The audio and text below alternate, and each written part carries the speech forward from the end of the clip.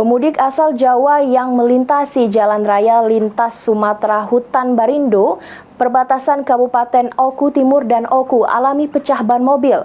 Beruntung, petugas Satlantas Polres Oku Timur bergerak cepat dan berhasil membantu mengevakuasi ban mobil. Arus balik Lebaran Idul Fitri 1445 Hijriah pada H+5 mulai memasuki masa puncak. Mobilitas sejumlah kendaraan terlihat mulai meningkat terutama pada malam hari. Untuk terus menciptakan kondisi aman dan nyaman bagi para pemudik, Satlantas Polres Oku Timur terus melakukan pengaturan dan patroli di jalur lintas mudik yang dilalui pemudik.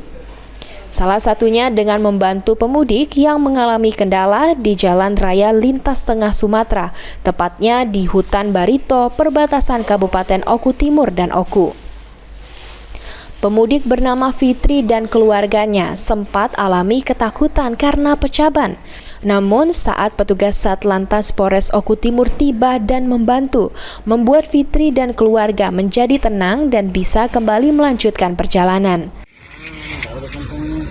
Alhamdulillah ini terima kasih saya ucapkan kepada Bapak Polisi yang sudah berbaik hati mau membantu kami. Tadi saya sempat takut deg-degan soalnya ini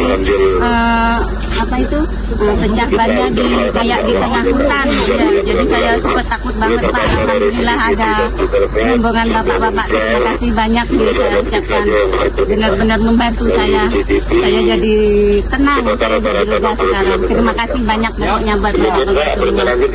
Jadi terima kasih.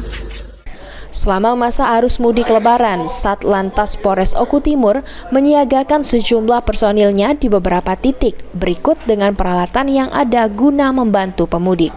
Elvandri Jeffriyadi, PAL TV.